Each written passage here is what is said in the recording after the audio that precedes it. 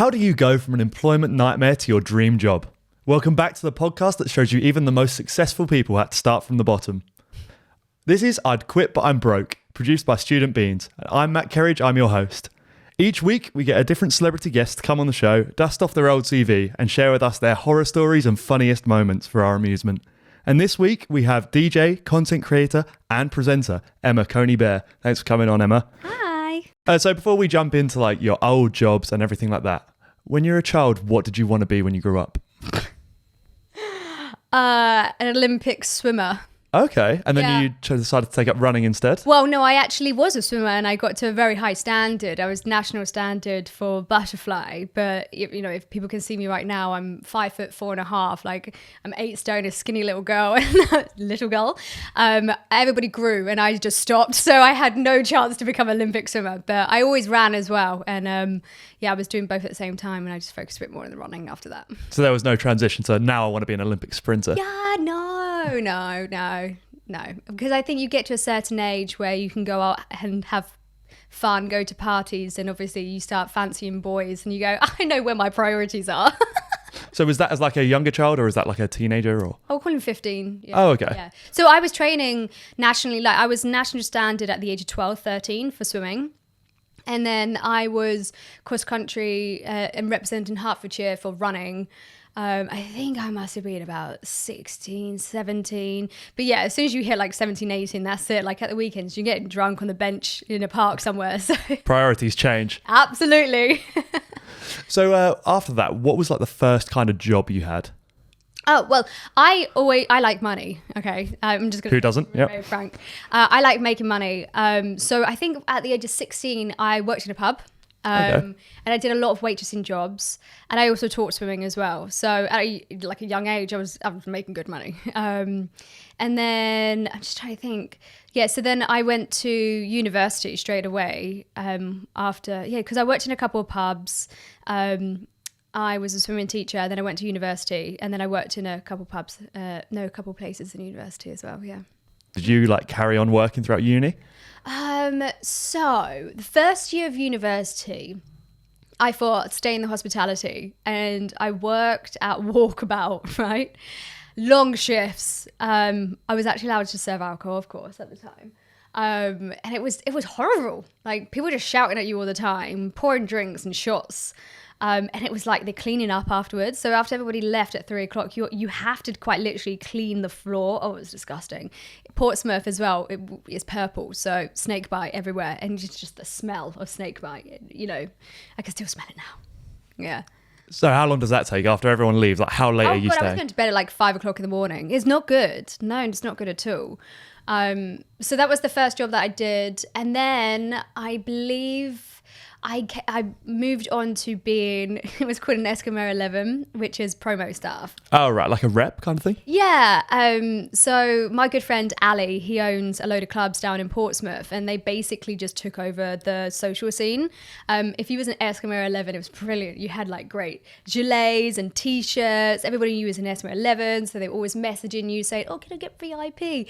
Yeah, it was great. Like there was a time that they gave us roller skates and we had to fly outside using roller skates. So yeah, that was really good.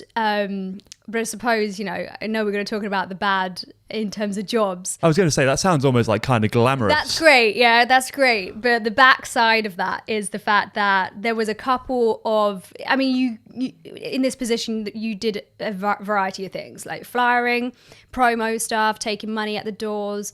And the other one was like student welfare.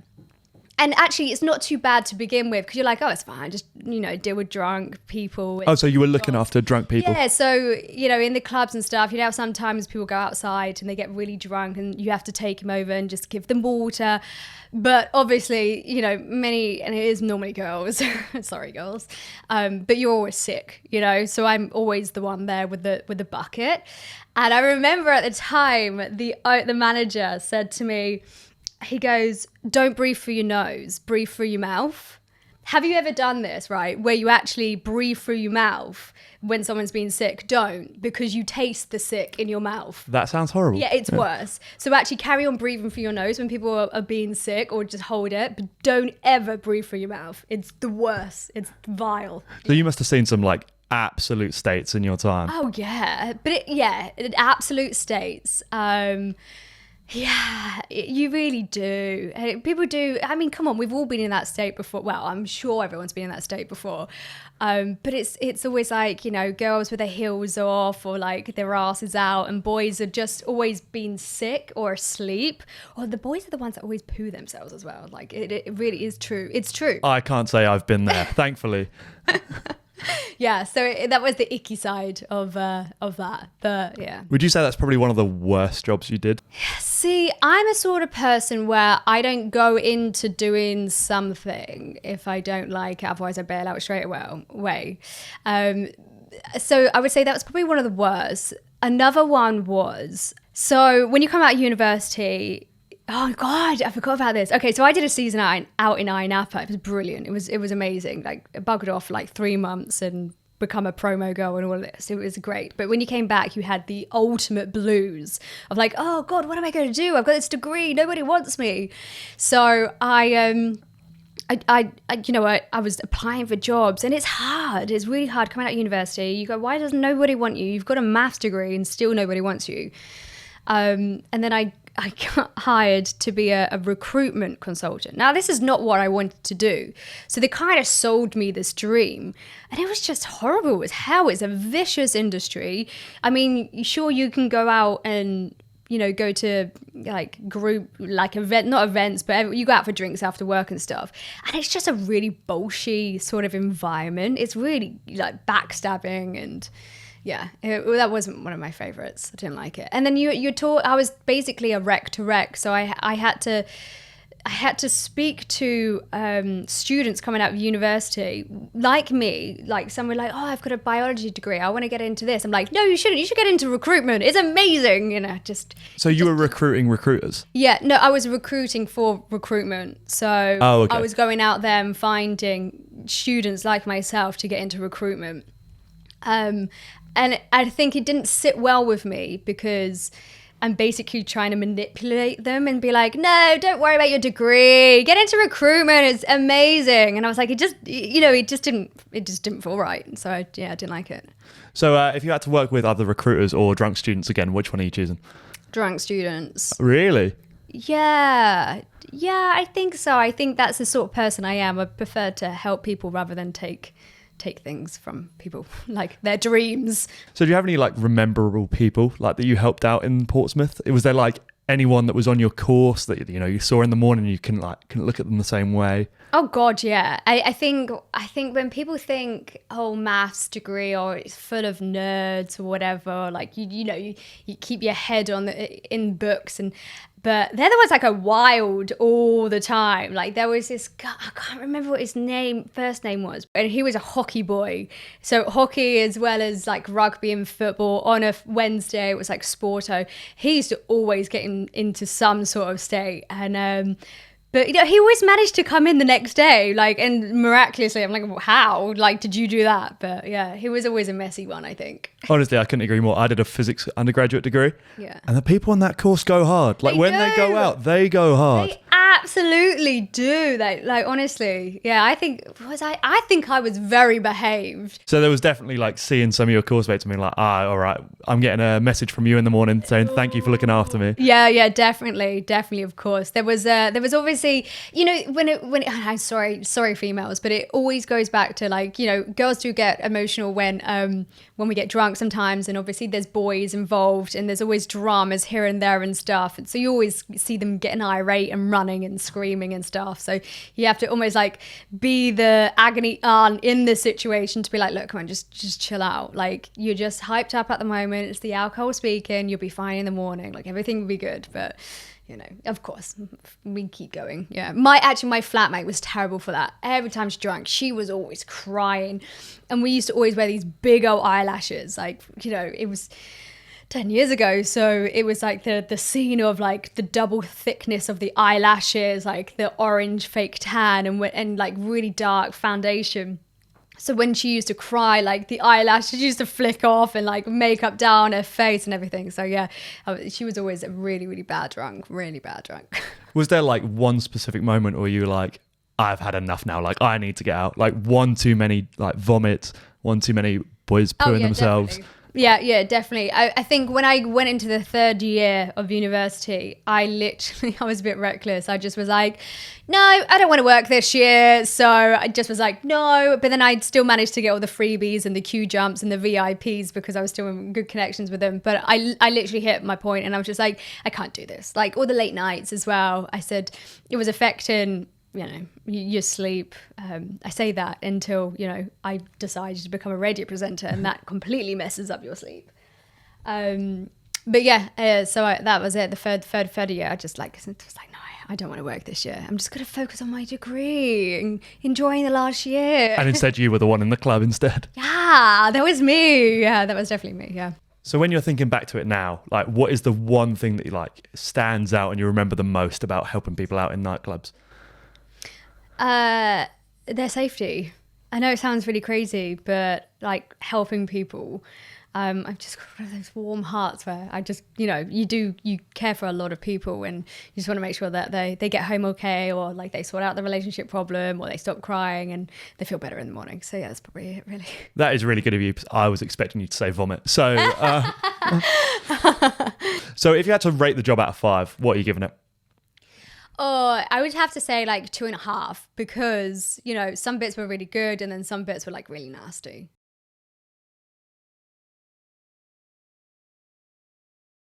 So we're moving into the part of the podcast now that's called Listener Questions. Mm-hmm. Pretty simply, we just tell people that you're coming on and get them to ask questions for you. So I've got them written down here. So like I said, content creator, DJ, presenter, user head of talent, mathematician. How do you balance all of that? Because I have uni work and a podcast on the weekends and I'm stressed. So how do you manage doing 5, 6 jobs? So it is all about time management. It really, really is. I'm quite lucky that I've got an agent which sorts out the presenting work and I can feed them ideas and I say, this is what I want to do. Then they go out and hunt it. In terms of like content creator, I work on what I'm going to create at the weekends. So I find a bit of time to do that preparation. So in the week, it's all about just posting rather than, actually creating it. The head of talent and brand is a global app. So the beauty of that is my boss lives in the Cayman Islands. So he's 6 hours behind. So I get a lovely 6 hours in the morning where he doesn't talk to me. Oh God, he's probably going to listen to this now. And sorry. So I like the 6 hours in the morning where I can get a load of bits and pieces done. Yeah, and it once again, like I said, it's my job isn't a 9 to 5 job. It's not like you go to the office and you work 8 hours a day. You can fit a lot of things in. You just have to be really focused, and if you really want something, then you create time for it. That kind of comes on to my next question. Like, what does a work day in the life look like, or is it just so different every day that there isn't really like a structure to it? It's so different, and I think I really like that because I've been a presenter and DJ for 10 plus years. So when COVID hit, my presenting went because it was all sports. My DJing, I'd never seen anything like it where the gigs just went pew, pew, pew, pew, pew, cancel. And I didn't know what to do. I really didn't know what to do. And then I had this amazing opportunity like laid out in front of me. And I was like, you have that feeling of like, I'm not a 9 to 5 person. Like, no, I'm not into business. But actually, this position is very, very creative. I get to, do what I love doing. But yeah, you find time for it. And yeah, it's nice because it's very flexible hours. I mean, as a tech startup, there was a lot of hours to begin with. But everybody was in lockdown anyway. So that was good. But yeah, there was a lot of late night meetings because we had a lot of meetings in LA. So I'm calling it 11 p.m, 12 p.m. So yeah. That's a terrible time zone to try and like coordinate things with. LA is a whole nother world away. Like It's horrendous. Like I hate it so much. So much, yeah. So have you done any DJing like in front of people since lockdown's eased? Yeah, I've done a couple of events. DJ'd for Da Vinci, which was quite nice. But I think, going back to how do I fit everything in, before I was working 5 days a week DJing, but they were like crappy gigs where you'd work for 5 hours for a little money. But all of those gigs used to add up at the end of the week and you was on a good amount of money. But now it's more about picking and choosing what I want to do. Who do I want to DJ for? How long for as well? I had one gig the other day. They were like, do you want to DJ for 6 hours? I was like, nope. Not a chance. No way. So now it's nice that I choose the ones that I want to do rather than I need to do it. And it's just putting where your priorities are. So what was like the first track, the first banger you played? Like after a year and a half of lockdowns, what did you go to? Like a G6. Do you remember that one? Yeah, I do remember that song. I don't know who it's by. I don't remember either. But it's a good song. That reminds me of me being at university, actually. Yeah, like a G6. I'm not going to sing it because I'm terrible. I don't want anybody laughing at me. Do you get the aux at every party? Yeah, I always create the playlist. Oh, so you are in charge of the music. Yeah, whenever I go down, and this is even to the case of I always go to Cornwall every single year with my family, and I'm like, my dad always comes in with this, and my older sister comes. I was like, guys, I'm just gonna give you a playlist for everybody. So, I've got my dad, which is like Dire Straits, and then I've got my mom, which loves Dusty Springfield, and then my younger sister, she's a dancer, so of course you've got Flashdance, and Zoe, she likes the indie and the Metallica. So like, Linkin Park. So this great Spotify playlist has just got a bit of everything. I'm like, no one can complain. So yeah. That's the role of a DJ though, isn't it? Just keep everyone happy. And it is. And I think, people always think, oh, DJ, play what you want. When you go to an event and you're DJing at an event, it's not about what you want to play. You actually have to look at the crowd, and it's just picking out, oh, you played that song and they really like that, so this is the crowd that really likes that sort of music, the Sean Pauls and Beanie Man and all of that. So you're like, right, cool, I'm going to stick with this, and then you can dip it out and then try a different genre and stuff. But it is all about looking at the crowd and what they want. Yeah, feeling what the crowd kind of absolutely wants from you. So you've done a lot of work with the FA, like interviewing footballers. Is there like a footballer that stands out as like the most awkward to try and interview? Yeah. Jordan Henderson is very media trained. Really? Very media trained. When I was interviewing him for England, he's like, I'm like, oh, okay, anything else? It was just really hard. It was really, really difficult. But I should tell you who I think my favourite is. Oh, yeah, 100%. Okay, so Abdoulaye Doucouré, he's an Everton player, but he was with Watford, and I went down to Bournemouth. Watford absolutely thrashed Bournemouth. And Nigel Pearson was a manager, the coach. And he came out and I said, Abdoulaye, what did Nigel said? And he goes, said something along the lines of like, you guys did a great performance. And obviously I'm on like Watford's main Instagram account, and I'm like, bit of swearing going on there, like I don't think. And obviously because these footballers are so media trained, like they're not allowed to do swearing, but because I've kind of become their like close to person to interview, like they drop their barriers with me, so then they're just like, yeah. And then he looked at me as though like, did I just say that? So he was great. Do you think that would have been the same with Jordan Henderson if you just knew him slightly better? Maybe he would ease up? I think so. And I think, we was at the Nations League, I don't know where, like semis or something like that, when it first came out or whatever. So it was after the World Cup and they came back there and, and it was for England. I think it's probably a little bit different if it was just Liverpool. I don't know. But it was, you was in Wembley Arena. You was live on FATV. So, they're a little bit more. Yeah, and he is representing the whole country. Yeah. So, yeah, fair enough. There's that as well, yeah. So kind of like a lot of your life like kind of revolves around social media and like how you're presented on there. Is it difficult maintaining like that high standard of social media? Do you ever just fancy posting like with my friends doing not very much? All the time. You know what, sometimes I wake up and I go, I'm just going to delete everything on that, but I think it's all about evolving and adapting, because I think before it was always DJing and this is what I need to represent to everybody to see and, going out to events. But, at the moment, I I'm actually in the process of buying a property myself. So my sort of role in terms of what I'm going to do in my Instagram is actually share tips and tricks, but actually from not like from but from like anybody's angle, you know, not like, oh, I'm going to tell you everything like this. I'm going to say, no, this is my experience, this is what's happening, because trust me, it's not easy buying this property. So I just think it's all about adapting and evolving. But of course, yeah, sometimes I just want to go like, woohoo, like I'm out with my friends, but you don't really, I don't really normally post pictures, just normal pictures. I think that's a great way to be when you're like, you know, a social media personality kind of thing. Like, you got to have your own time, don't you? Yeah, and you do. There was a time that I had to look after the social media of Compete, the global app. And so I was always doing the social media stuff on that, plus doing my work, plus doing other things. When it came to me and my own personal Instagram, I just hated it. I was like, I can't look at it anymore. Because draining, it really is draining. But I think what's nice now is, like I said, you know, I'm changing up the content, so I'm excited. So I'm like, okay, you know, we're going to switch it up. We're doing a bit more mature stuff now. We're talking about property and, you know, interior designs and stuff. So it's exciting to see how that will come about on the Instagram. And, you know, so it's just a new project. And I think you always get excited with a new project. Yeah, I think that's really exciting. So the second half is more like what you're doing now and what the plans are for the future. So for the people listening, like, what is the main objective right now? Like, what is the main thing you're working on? Is there a main thing you're working on? Because you're doing so many things. Yeah, I know, right? I really am.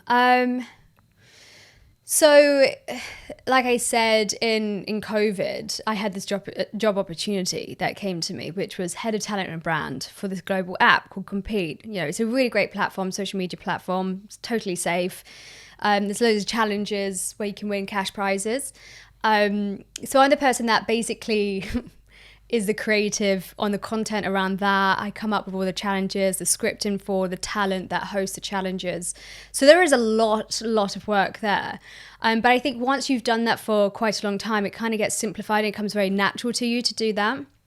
I really like it because it's just, I'm allowed to have my own creative flair in that. You know, I'm head of department, so, you know, whatever I kind of say not goes necessarily, but I have got a strong opinion. And I think when you do presenting for a while, you lose your confidence a bit. It's not necessarily a nice environment to be in. And I'm just being completely honest with you. I did radio for Capital Extra for quite a long, 2.5 years, and I was doing it overnight. So how old was I? I was probably 26 when I started Capital Extra. And it's an amazing opportunity for me. So you jump for the opportunity. And even though that you was working like 2 a.m. to 6 a.m., you know, you covered half the graveyard shift and also the early morning breakfast. And try going to bed at 5 p.m. and waking up at 1 a.m. every single day, like Monday to Friday, completely messes up your body. So when I was saying, oh, I didn't like late nights, like, hang on a second, I go and mess my body up by doing this for Capital Extra. So when I left Capital Extra, it was just, they wanted to, basically I was off brand for them, you know. They wanted to take things a little bit more, you know, urban, and it just wasn't, you know, we weren't right anymore for each other. And it was totally fine. But I think necessarily down to like what I did, it was just down to your face didn't fit. That was really upsetting. And then I think with presenting over the years, you get set back a lot and you get rejected a lot. And trust me, I've got thick skin. I really do.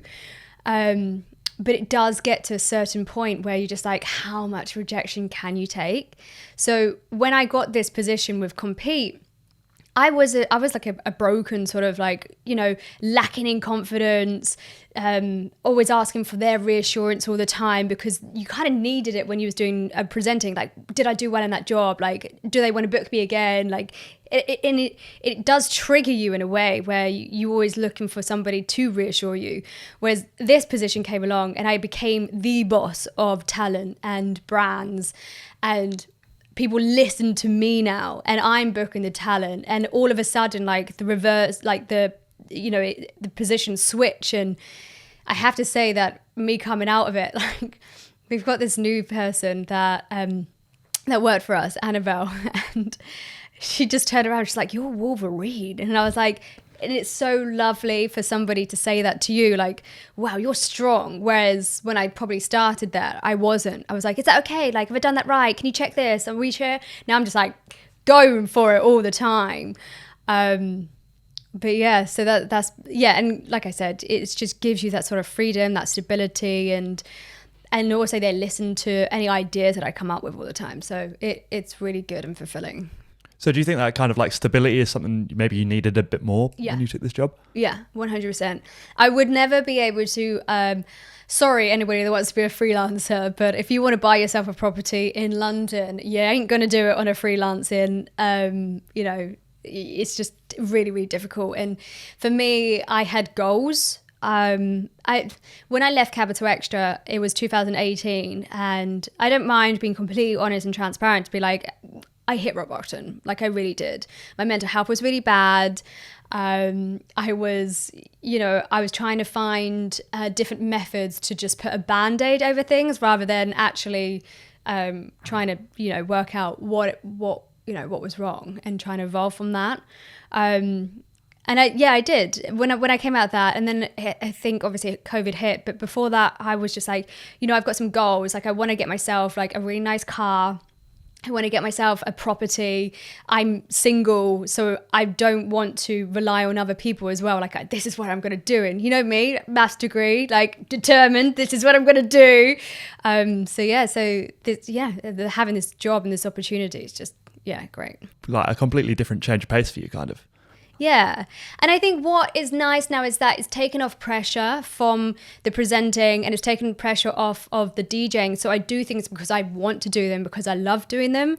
I said, like, before I was DJing 5 times a week. That wasn't because, I wanted to do that. It's because you had to survive. Freelancing, you didn't know what's going to happen next month. COVID hit and all the jobs went, but I was lucky the month before that I had so many DJing gigs, so it kind of set me up, so I was okay for a couple of months. But if I wasn't, it's just, and it is, I think anybody that suffers with slight mental health problems or anxiety, you realize that actually stability is what you probably need. You need to have goals and things that you want to try and achieve, and by doing this, it's just made me a completely different person. That's actually really great to hear. Like, it's incredibly honest of you to come out and like, say stuff like that. Yeah. So like, if you had to give advice to like a teenage version of yourself or someone else who's trying to start doing like content creation or like any freelance work, what advice are you giving them? If you want to get into presenting, if you want to get into DJing, if you want to get into content creating, don't you think it's going to be a quick fix straight away? It takes a long, long time. Even the fact that I came off of a TV show, God, do you remember Take Me Out? That was like, oh yeah. Yeah, so I was on that and it was like a really popular, it was season 3. And bear in mind, this is before like social media and Love Island, all of this. So it was basically up there with like Towie, which was massive at the time. Oh, it was a great show. Yeah, so Take Me Out is like 3rd season, like really popular. And I got loads of stuff off the back of that, like Loaded Magazine, like PAs in clubs. So I got a bit of a hype. So I got a little bit of a step up when it came to the presenting side of things. But it's still a long graft. So when I moved to London, it was 21, 22. By the time I got onto Capital Extra was 25. So call it 3 years of me working 40 to 50 hours a week in a restaurant, plus doing loads of stuff for free, coming up with loads of different ideas, YouTube videos, radio shows, all for free. And then doing the odd modelling job here and there and stuff. You're going to be broke while everybody's buying houses. It's just I'd rather people know that it's, you're not going to be overnight fame. It's not going to happen. And it's not until, call it 10 years down the line, where I'm in a really comfortable position, where I've got a great job, I've got DJing gigs and I've got presenting gigs, I still haven't hit where I want to go. But yeah, just if you are going to get into presenting or any of the other things, DJing, content creation, have yourself set up with another job, and do this as a hobby, to begin with. and then spend time branching out, making connections, and just keep on filming. If you want to be a presenter, keep on filming clips, keep on pitching out to production companies or small little bits and pieces just to get your face there and just hammer. Like, I was ruthless. Like, I was like a Jack Russell, honestly. I was always chomping at people's legs. Like, hey, can I do this? Can I do this? Can I do this? Like, it was okay because I was younger, so I could get away with that. Me now, no way. Even with like this confidence, I won't be like, hi, can you hire me, please? But when you're younger, you can get away with doing that, so do it. So you've just got to be relentless with it. Do it. Be relentless. But then again, like I said, it's a lot of rejection as well. So you have to also take into consideration that you're going to be throwing yourself to so many people. Not everybody wants you and not everybody likes you. So just remember, there's a shit ton of rejection back from that. Just keep at it. Yeah. So with the benefit of hindsight, obviously you've like explored a lot of different like avenues and different roles. Is there anything you like kind of wish you did more or wish you did less? Do you wish you did a bit more maths and stats? Oh, I don't know. It's like there's obviously things that you want to do more of, but whether or not you're allowed to do it or you can do that, of course I would love to do more presenting side of things. But I think, it's down to don't rush the sort of journey. Like, because DJing, okay, there could be a time frame for you, but when it comes to presenting, there isn't really a time frame for you. You can be 40 and go, right, I'm going to get into presenting, and you might be the right fit for that. So I try not to go, oh, I wish I did more of this, because it's only going to give you sort of resentment. I'm really happy for what I did do. Of course, I would love to do more presenting but I'm happy, like I wouldn't want to wish anything else. I love the job that I'm in at the moment. I love the freedom, and I love the fact that I can still do all the other bits and pieces and still have the stability. So you wouldn't want to change anything at all? No, I don't think so. That's great to hear though. It's always a good thing when someone says they don't want to change anything. I want to change everything. I hate it. No, I want to be a doctor. So going back to like the social media content creation kind of side, there's a lot of people that are trying to get into it at the minute. Is there any like tips you would want to give for people like that? Do what you want to do and post what you want to post. I would say if there's a muse in terms of like, I do it all the time, especially at the moment, because I'm like, houses and interior. I'm following everybody, like interiors and all of this. Like, have a look at what other people do, and then see how you can make it better. Like on Instagram especially.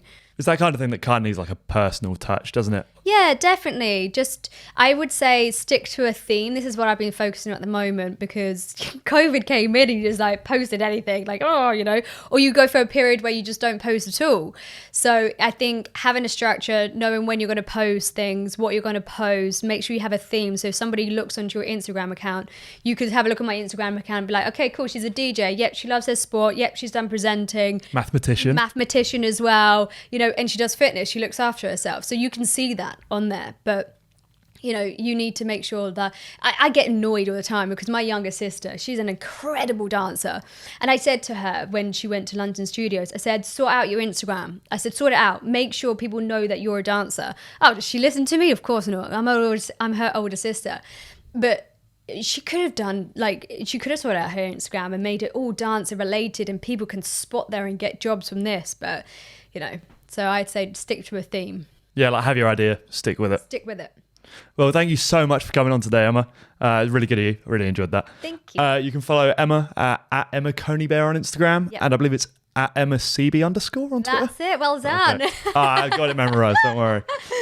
Thanks for listening. If you have enjoyed this, then please make sure you subscribe so that you don't miss any future episodes. If you're really feeling the love, then please leave us a 5-star review. It really does help us out. And follow us over on Instagram and TikTok at @StudentBeans. Cheers. See you next week.